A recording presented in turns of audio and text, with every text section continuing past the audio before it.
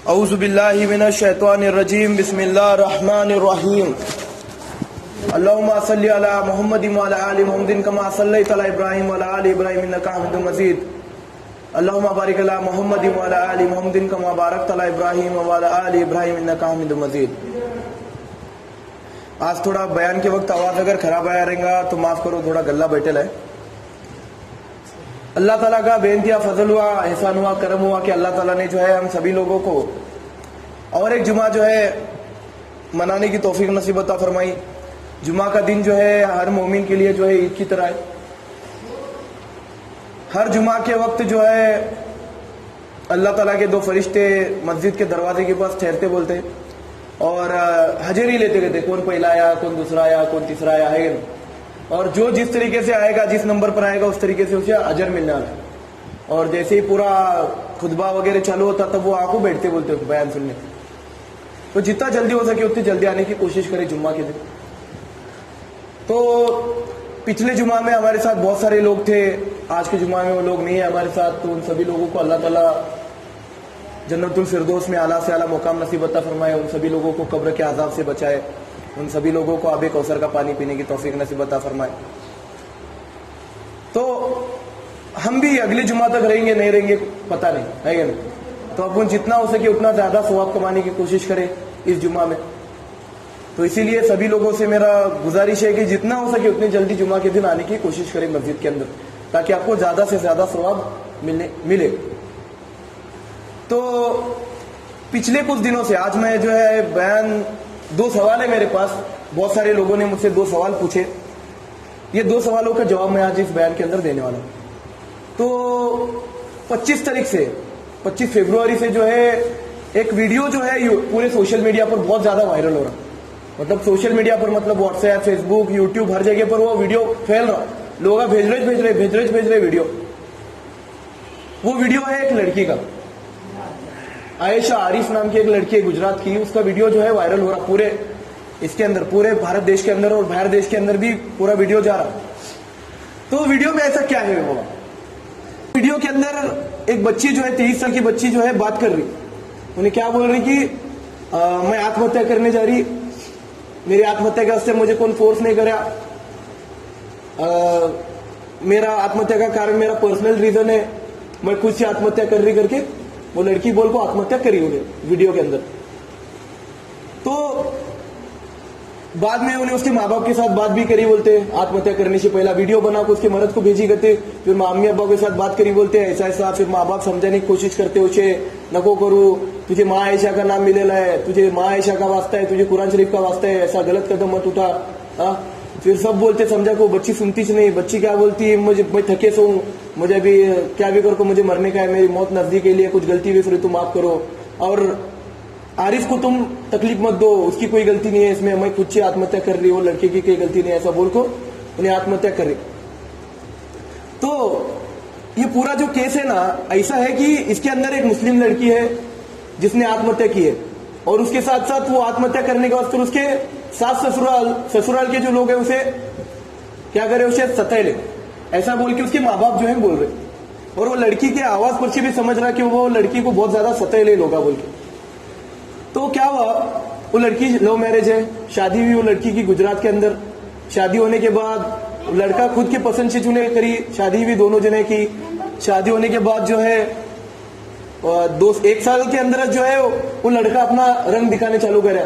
लड़का लड़की को टॉर्चर करने चालू करे, 2-3 दिन तक खाना नहीं देते थे बोलते। उसके अब्बा बोले, वो लड़की के अब्बा बोले न्यूज रिपोर्ट में कि वो लड़की को जो है खाना नहीं देते थे 2-3 दिन तक, कि बाबा दहेज के वास्ते उसे टॉर्चर करने लगे थे। बोलते लड़की को मुझे ये चीज होना। वो लड़का जो है अच्छी पोस्ट पर था, नौकरी पर था, लेकिन फिर भी वो लड़की को टॉर्चर करता था बोलते दहेज के वास्ते। उसके सास ससुराल के लोग भी टॉर्चर करते थे बोलते। तो इसमें से ये पूरे इंसिडेंट में से दो सवाल अपने सामने आए। पहला तो सब जने आगे हो यार, मतलब ऐसा दूर दूर मत बैठो, माहौल नहीं बनता। फरिश्ते शैतान कैसा बीच में आपको इंटरफेयर करने की कोशिश करता। जरा नजदीक बैठे ना, ज्यादा सवाब मिलता है क्या नहीं। आओ आगे आओ सब जने। तो इस पूरी केस में से अपने को दो सवाल मालूम पड़ते। क्या पहला सवाल क्या है, इस्लाम के अंदर दहेज लेना जायज है या नाजायज है? और दूसरा सवाल क्या आता, इस्लाम के अंदर आत्महत्या करना सही बात है या गलत बात है? ये दो सवाल अपने अंदर आते। तो मैं सबसे पहले पहला सवाल का जवाब देना चाहता हूं कि इस्लाम के अंदर दहेज की प्रथा हराम है। इस्लाम के अंदर दहेज लेने के लिए मना करेले। रसूल सल्लल्लाहु अलैहि वसल्लम ने भी अपनी बेटियों की शादी की, एक भी बेटी की शादी में उन्होंने किसी भी प्रकार का दहेज नहीं दिया, किसी भी प्रकार का खाना नहीं खिलाया, उन्होंने क्या नहीं करे। रिश्ता आया अली रजी अल्लाह तआला अन्हु का, वो बहुत ही अच्छा किस्सा है। अपने माँ फातिमा रजी अल्लाह तआला अन्हा का एक किस्सा है। अली रजी अल्लाह तआला अन्हु माँ फातिमा के वास्ते जो है रिश्ता लेके आए बोलते रसूल सल्लल्लाहु अलैहि वसल्लम के पास कि ऐसा ऐसा मुझे फातिमा के साथ निकाह करना है बोलते। तो रसूल सल्लल्लाहु अलैहि वसल्लम बोलते इंशाअल्लाह देखेंगे क्या होगा, मैं फातिमा की जो है परमिशन लेके तुम ना बोलता। अपने अंदर शादी के बारे में क्या बोले, बेटी की परमिशन लो, तुम्हारे बेटी की और बेटे की दोनों जने की परमिशन लो शादी करने से पहले, क्योंकि जिंदगी उनको बितानी है, तुम ना जिंदगी बितानी नहीं है। तो सबसे पहला काम क्या है माँ बाप का, अपने बच्चों की जो है परमिशन ले कि बेटा ऐसा ऐसा तेरे वास्ते रिश्ता है, तुझे रिश्ता मंजूर है क्या। वो रसूल सल्लल्लाहु अलैहि वसल्लम जिनके सदके तोहफे में अल्लाह ताला ने सातों जमीन सातों आसमान को बनाया, जन्नत जहन्नुम को बनाया, वो रसूल सल्लल्लाहु अलैहि वसल्लम जाको अपनी बेटी को पूछ रहे कि बेटा तुझे, वो भी किसका रिश्ता है, अली रजी अल्लाह तआला अन्हु को रिश्ता है। सहाबियों में सहाबी तीसरे खलीफा अली रजी अल्लाह तआला अन्हु का रिश्ता है, हसन हुसैन के अब्बा जान का रिश्ता है कि बेटी हसन ये अली का तुझे रिश्ता है। तो तुम्हें सोचो, बेटी मना करेंगी क्या बाप को कि किसका रिश्ता आने के बाद, अली रजी अल्लाह तआला अन्हु का रिश्ता आने के बाद माँ फातिमा इनकार करे होते क्या उनको। लेकिन फिर भी रसूल सल्लल्लाहु अलैहि वसल्लम क्या करे, पहला जाकर अपनी बेटी को परमिशन मांगे कि बेटा ऐसा ऐसा तेरे वास्ते रिश्ता है, तू शादी करेंगे क्या अली के साथ। तो फिर उन्होंने वहां पर जब मंजूरी दिए तो जगह पर खुतबा पढ़ा वो रसूल सल्लल्लाहु अलैहि वसल्लम रुखसती दिए बोले, कुछ खाना नहीं क्या नहीं, फक्त खुतबा पढ़े बोलते, दरूद सलाम वहां बोलते, रुखसती भी बोलते।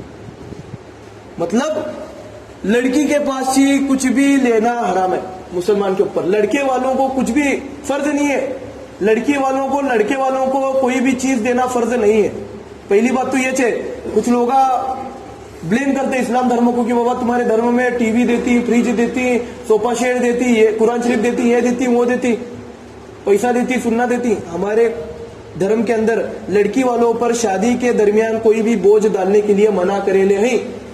यहां तक कि बोले ले लड़की को ले को जाने का फक्त तुम ना, वो लड़की का माँ बाप की कितना फक्त फर्ज क्या है, उन्हें शादी पढ़ा को देना, खुतबा पढ़ाना और भेज देना, खाना पीना कुछ भी उनके जिम्मे नहीं है।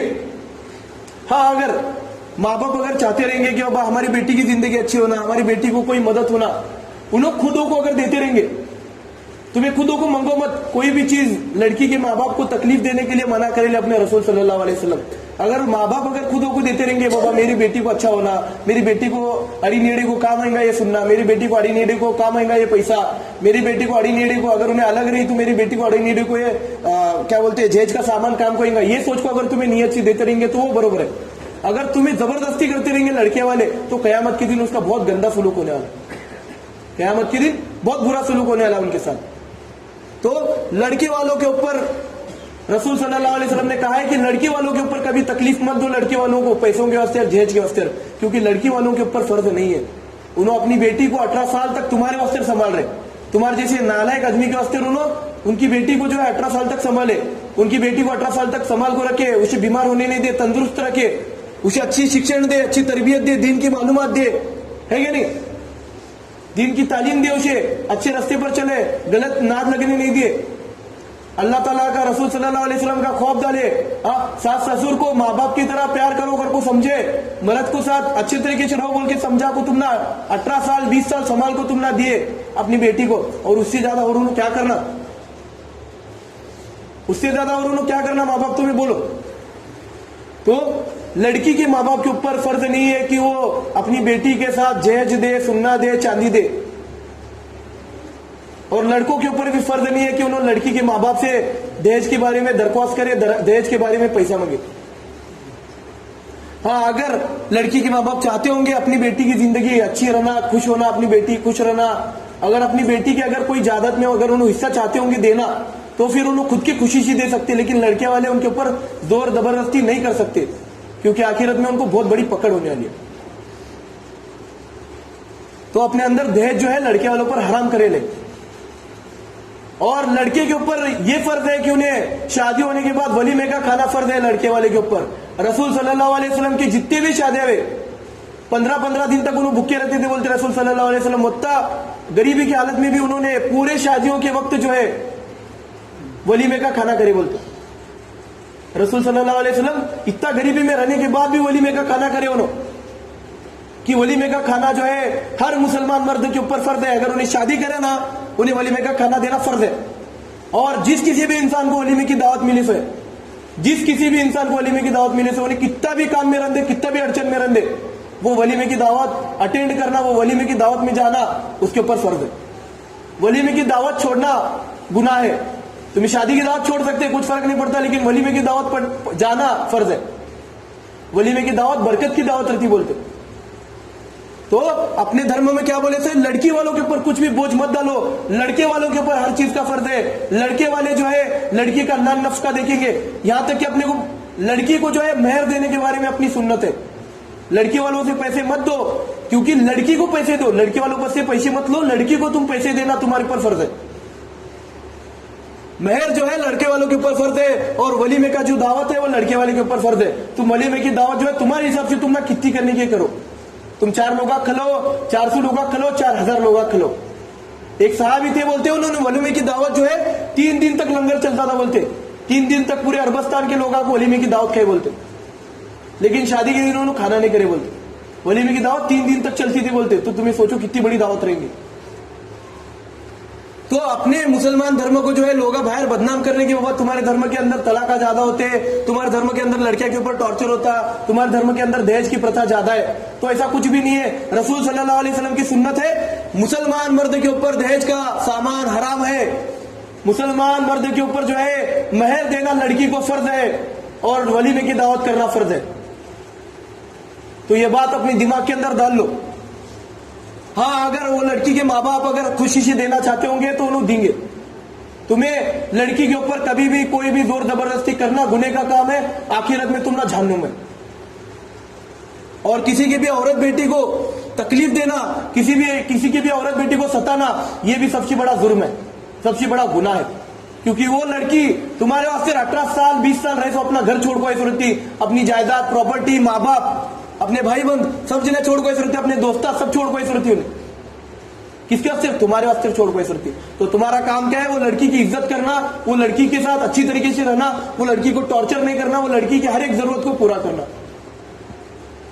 तो पहले सवाल का जवाब दिया हमें। पहले सवाल क्या था कि मुसलमान के धर्म के अंदर जो है, इस्लाम धर्म के अंदर जो है दहेज की प्रथा जो है हराम है। तो दूसरा सवाल क्या था कि बाबा आत्महत्या करना चलते क्या तुम्हारे धर्म के अंदर?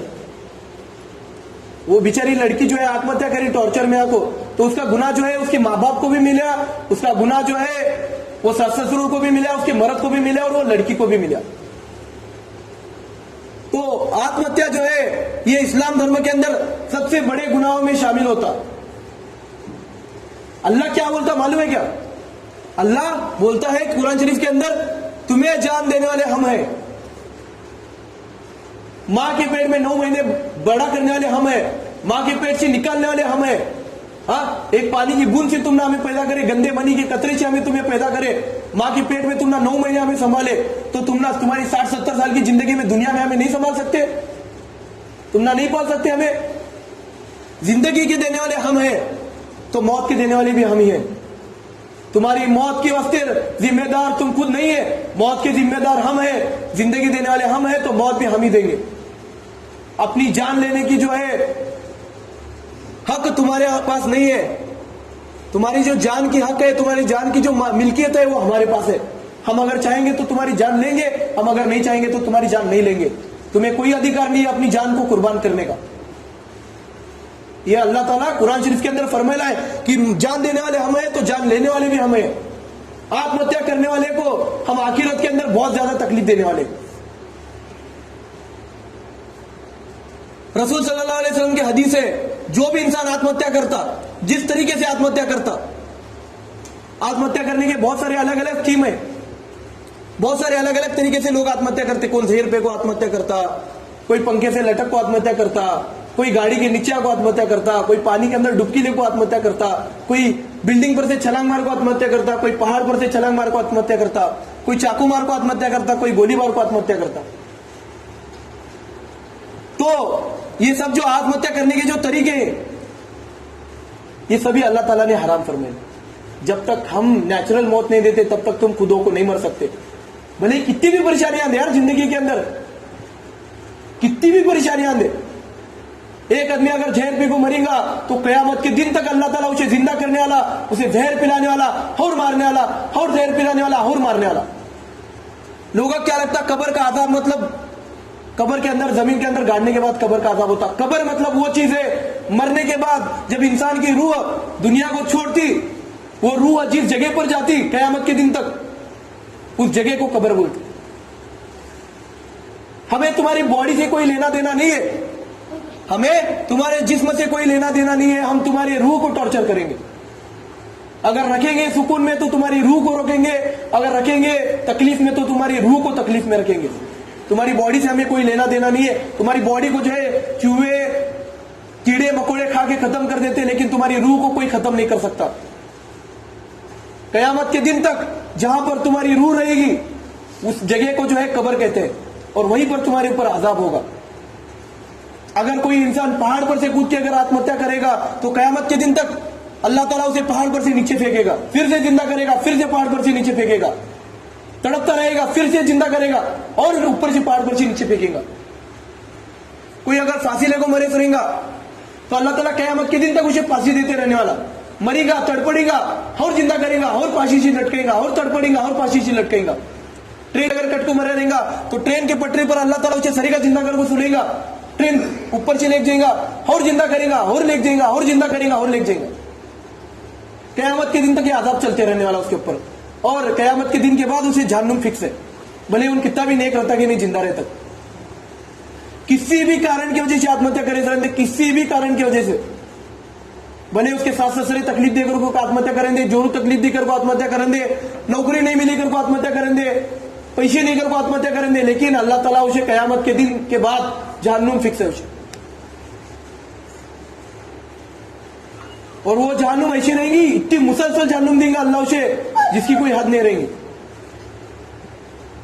तो इस्लाम धर्म के अंदर जो है आत्महत्या को हराम कहले हैं।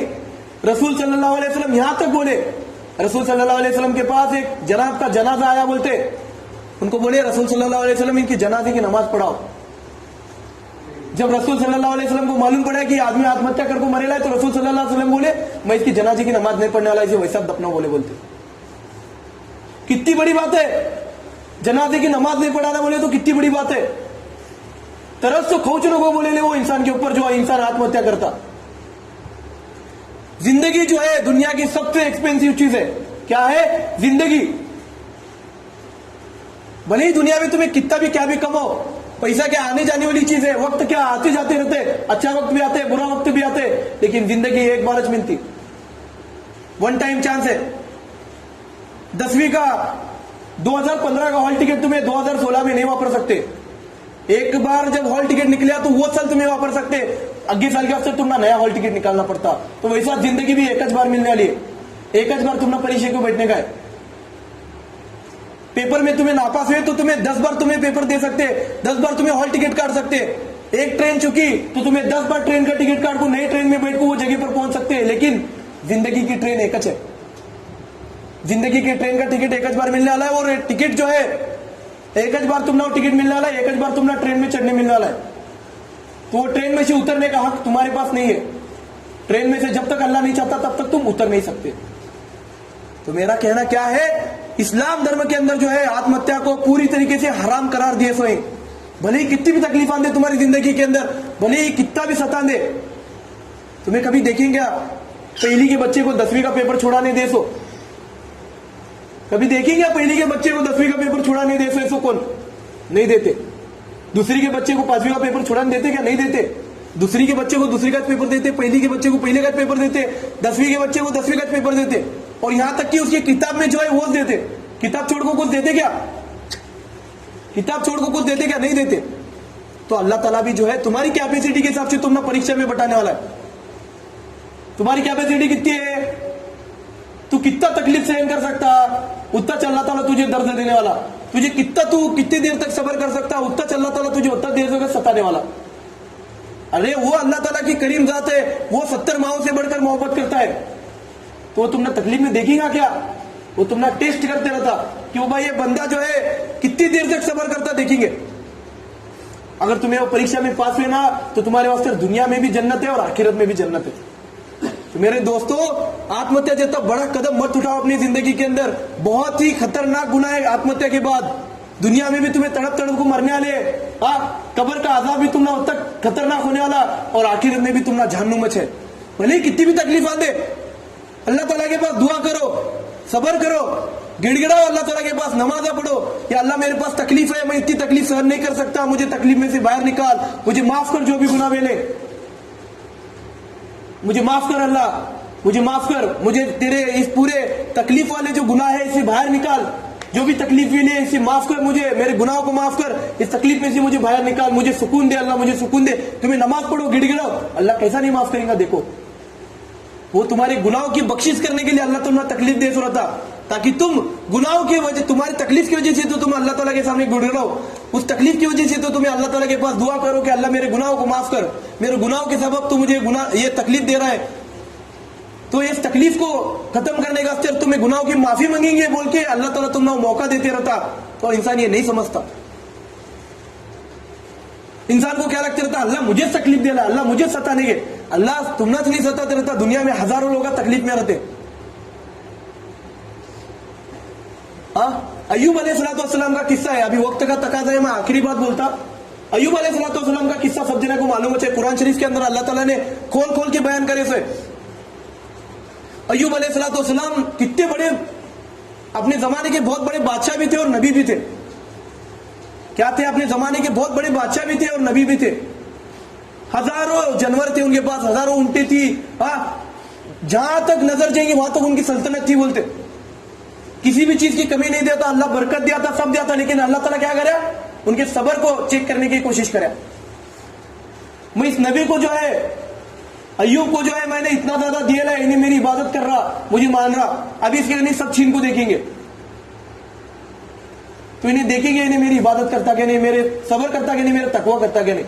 तो अय्यूब अलैहिस्सलाम को, उतने बड़े बादशाह को जो है अल्लाह ताला रातों रात गरीब करे, उनकी पूरी सल्तनत लुटी, सभी जानवर मरे, पूरी प्रॉपर्टी गई, पूरी जायदाद गई, पूरे महल टूटे, सब अल्लाह खत्म करे एक दिन के अंदर। अल्लाह ताला जो है उनको बीमारी डाला, उनका आंख सड़ने लगा, बोलते बदबू आने लगी, बोलते उनके आंख में शी कीड़े लगे, बोलते आंख को। फिर भी उन्होंने हार नहीं माने, उनको ठहरने नहीं आता तो बोलते फिर भी अपनी बीवी के, अपनी माँ यानी उनकी बीवी के जो है बाल पकड़ के जो है सजदा करते थे, बोलते रुकू में जाते थे, बोलते उतनी तकलीफ में भी उन्होंने अल्लाह ताला की इबादत करने का नहीं छोड़े। अपनी जगह अगर कोई आदमी रहा था ना, जगह पर आत्महत्या करके मरा, लेकिन उन्होंने क्या करे, मेरे अल्लाह मेरे ऊपर आजमाइश कर रहा, मैं हार नहीं मानने वाला, मैं फिर भी अल्लाह ताला की इबादत करने वाला। कीड़े पड़ते थे बोलते, फिर भी उन्होंने कीड़े उठा को जख्म पर रखते थे, बोलते मेरे अल्लाह ताला ने मेरे आंख पर डालेला। उतनी तकलीफ में भी उन्होंने आत्महत्या करने का नहीं सोचे। उतनी तकलीफ में भी उन्होंने अल्लाह ताला के ऊपर इत्तेफाक रखे, अल्लाह ताला के ऊपर ईमान रखे, मेरा अल्लाह ताला मुझे तकलीफ देना तो अल्लाह ताला मुझे इस तकलीफ में से बाहर निकालेगा। बोले मेरे कैपेसिटी के हिसाब से अल्लाह ताला मुझे तकलीफ दे रहा, मेरी कैपेसिटी से ज्यादा मुझे तकलीफ नहीं दे सकता। उन्हें 70 माओं से बढ़कर प्यार करने वाला है, मोहब्बत करने वाला है, उन्हें एक ना एक दिन मुझे तकलीफ में से बाहर निकालेगा, ये सोचे उन्होंने। उतनी तकलीफ में भी नमाज अदा करे, अल्लाह ताला को याद करे, और अल्लाह ताला वापस उनको, उनके सबर में उनको अल्लाह ताला के सबर के इम्तिहान में उन्होंने पास हुए, और अल्लाह ताला फिर से उनको पूरी बादशाह वापस दिया, उनके बच्चे वापस दिया, उनकी पूरी प्रॉपर्टी जायदाद और वापस दिया उनको। तो मेरा कहना क्या है, जिंदगी में भले ही कितनी भी तकलीफ आने दो, भले ही कितनी भी तकलीफ आने दो, अल्लाह ताला तुम्हारी कैपेसिटी के हिसाब से तुमने तकलीफ देता। और आत्महत्या जितना बड़ा कदम अपनी जिंदगी में मत उठाओ। अगर तुमना कोई तकलीफ है, कोई प्रॉब्लम है, तो अपने माँ बाप के साथ बात करके देखो, अपने बच्चों के साथ बात करके देखो, अपने दादा दादी के साथ बात करके देखो, अपने सास ससुर के साथ बात करके देखो, अपने नजदीक के दोस्त के साथ बात करके देखो। हाँ, अपने रिश्तेदारों के साथ बात करके देखो, अपने दोस्तों के साथ बात करके देखो, तुम्हारे जो समस्या का जो है हल निकल सकता। दुनिया में अल्लाह ताला ने हर मुसीबत का हल देना है, तो वो हल खोजने की कोशिश करो, अल्लाह ताला को याद करो और सब्र करो, अल्लाह ताला जरूर जो है तुमला कामयाब करेगा। और मेरे सभी यहाँ पर मर्द दोस्तों से, लोगों से जो है गुजारिश है कि अगर आप जब भी शादी करोगे, अपने बच्चों की शादी करोगे, अपने पोतों की शादी करोगे या फिर खुद भी शादी करोगे, तो लड़की वालों के ऊपर कोई भी फोर्स मत करो दहेज के वास्ते, क्योंकि मुसलमान के ऊपर, मुसलमान मर्द के ऊपर जो है दहेज की प्रथा जो है हराम है। मुसलमान मर्द के ऊपर दहेज हराम है। हाँ, और उसके साथ साथ मुसलमान मर्द के ऊपर यह फर्ज है कि वो अपनी बीवी को जो है मेहर अदा करे और उसकी जिंदगी भर का जो भी खर्चा है वो पूरा करे, अपना जो पूरा जो जिम्मेदारी है वो पूरी करे, अपने सास ससुर को तकलीफ ना दे, अपनी बीवी को तकलीफ ना दे दहेज के खातिर, क्योंकि आखिरत के दिन उसका बहुत तगड़ा गुनाह मिलने वाला है। तो मेरी अल्लाह ताला से गुजारिश है कि अल्लाह ताला के फजल से मैंने जो कुछ भी यहाँ पर बोला है उन सभी बातों के ऊपर अल्लाह ताला दुनिया के सभी लोगों को और यहाँ पर बैठे हुए सभी लोगों को जो अमल करने की तौफीक नसीब अता फरमाए। सुभान अल्लाह बिहम्दी, सुभानकल्लाहुम्मा बिहम्दिका, नशहदु अन ला इलाहा इल्ला अंता, नस्तगफिरुका व नतूबु इलैहि, सुभानका रब्बिका रब्बिल इज्जति अम्मा यसिफून, व सलामुन अलल मुरसलीन, वल्हम्दुलिल्लाहि रब्बिल आलमीन। जो लोग सुन्नत नहीं पढ़े वही सुन्नत पढ़ो।